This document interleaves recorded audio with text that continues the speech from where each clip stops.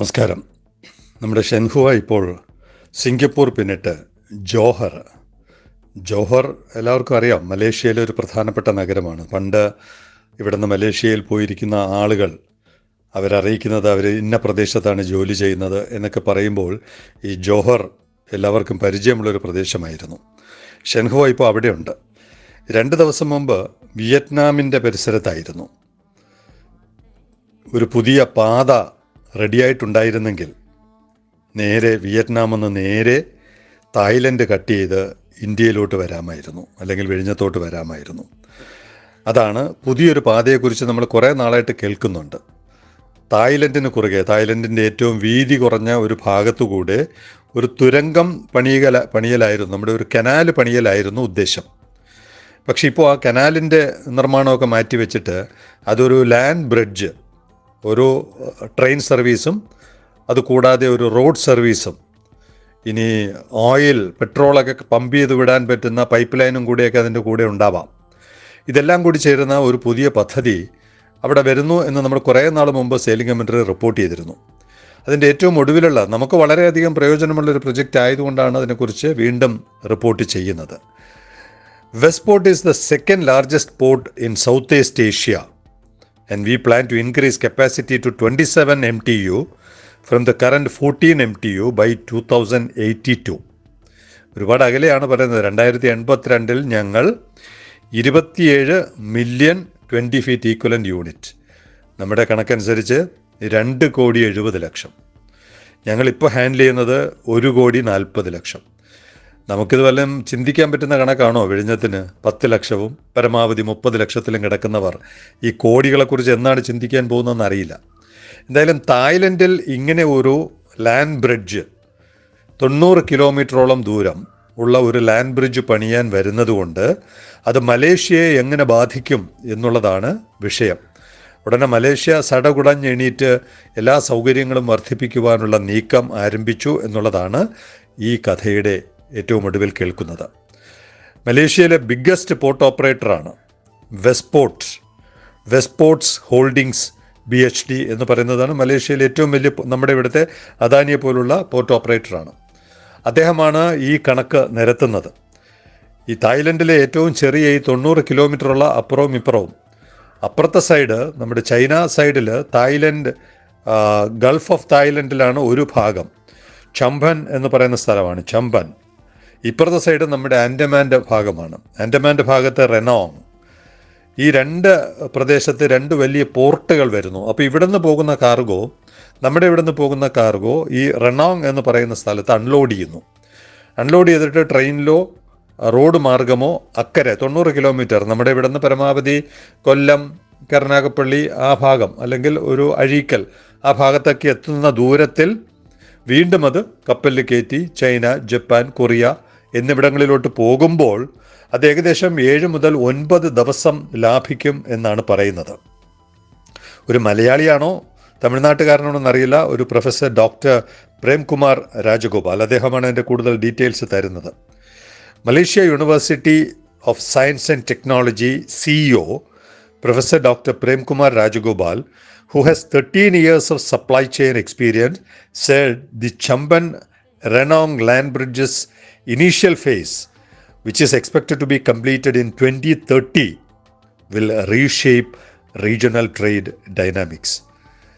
ഈ പ്രൊജക്റ്റ് തുടങ്ങിയതിനെ കുറിച്ചൊന്നും നമ്മൾ പിന്നെ അധികം കേട്ടിട്ടില്ല. ഇപ്പോൾ അത് 2030 എൻ്റെ ഫസ്റ്റ് ഫേസ് കംപ്ലീറ്റ് ചെയ്യുമെന്നാണ് പറയുന്നത്. ഈ 90 കിലോമീറ്ററിൽ ഒരു പക്ഷേ 4 വരിയോ ഒരു സിംഗിൾ ട്രാക്ക് ട്രെയിനോ അങ്ങനെയൊക്കെ ഓടിക്കുന്ന തരത്തിൽ 2030 90 കിലോമീറ്റർ പ്രോജക്റ്റ് കംപ്ലീറ്റ് ചെയ്യുമെന്നാണ് ഡോക്ടർ പ്രേംകുമാർ രാജഗോപാൽ എന്ന് പറയുന്ന CEO പറയുന്നത്. ഇതിനുവേണ്ടി 130 ബില്യൺ മലേഷ്യൻ തുകയാണോ, RM എന്ന് പറയുമ്പോൾ അവിടെയുള്ള നാണയത്തിൻ്റെ പേരാണ്, അവിടെയുള്ള കറൻസിയുടെ പേരാണ്. 2039 ആകുമ്പോഴാണ് ഫൈനൽ ഫേസ് ആവുന്നത്. അപ്പോൾ ഇത് യാഥാർത്ഥ്യമാവുകയാണ്. നമുക്കെന്താണ് ഗുണം? നമുക്കിത് സേതു സമുദ്രം കൂടി ഉണ്ടെങ്കിൽ വളരെ കുറവ്, ഒരു 2500 കിലോമീറ്റർ ഉണ്ടെങ്കിൽ നമുക്ക് വിഴിഞ്ഞത്തുനിന്ന് റെനോങ്ങിലോട്ട് ചരക്കെത്തിക്കാൻ പറ്റും. അപ്പോൾ 7 ദിവസം മുതൽ 9 ദിവസം വരെ ലാഭിച്ചു കൊടുക്കാവുന്ന ഒരു റൂട്ട് രൂപപ്പെടുമ്പോൾ അത് നമുക്കും പ്രയോജനം ചെയ്യും.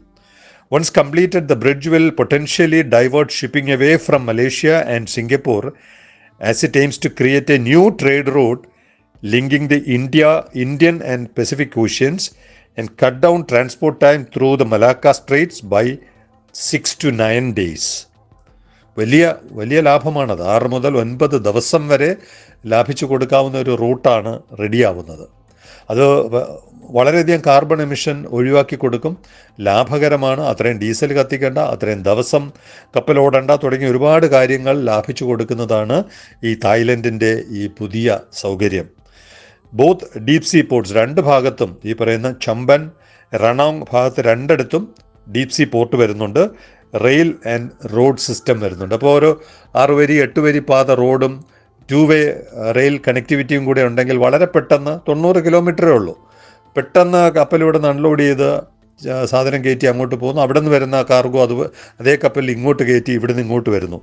ഇവിടുന്ന് ഈ റണോങ് എന്ന് പറയുന്ന പ്രദേശത്ത് നിന്ന് ഇന്ത്യ, മിഡിൽ ഈസ്റ്റ്, ആഫ്രിക്ക, യൂറോപ്പിലൊക്കെ പോകാൻ 7 മുതൽ 30 ദിവസം അതാണ് കണക്കാക്കിയിരിക്കുന്നത്. അപ്പോൾ എന്തുകൊണ്ടും ലാഭകരമായൊരു റൂട്ടാകുമ്പോൾ അത് സിംഗപ്പൂരിനെയും മലേഷ്യയും ബാധിക്കുമെന്നുള്ളത് ഉറപ്പാണ്. പക്ഷേ ബാധിക്കാതിരിക്കണമെങ്കിൽ അവർ പല കാര്യങ്ങൾ ചെയ്യണം. അതിൻ്റെ ചെയ്യുന്നത് സംബന്ധിച്ചിട്ടുള്ള ഒരുപാട് പഠനങ്ങൾ ഇപ്പോൾ നടത്തിക്കൊണ്ടിരിക്കുകയാണ്. Collaboration and innovation will be crucial to securing our position as a key player. Our എന്ന് പറയുന്നതാണ് Malaysia. Our position as a key player in regional trade and economic development.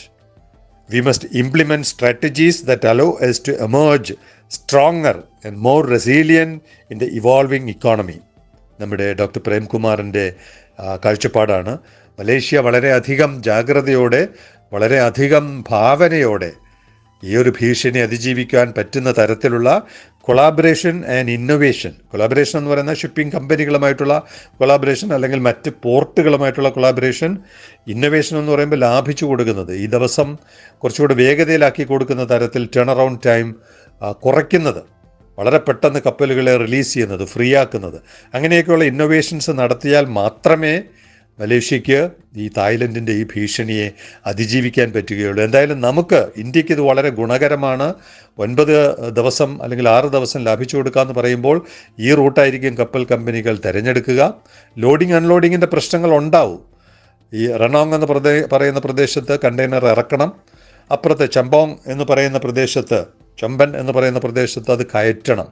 എന്നാൽ പോലും അതിന് 1 ദിവസം എടുത്താൽ പോലും, അല്ലെങ്കിൽ 2 ദിവസം എടുത്താൽ പോലും ഇവിടെ 6 ദിവസവും 9 ദിവസവും ഒന്ന് കിടക്കുന്ന വൈകൽ വല്ലാതെ ലാഭിച്ചു കൊടുക്കുന്നതാണ് ഈ പുതിയ റൂട്ട്.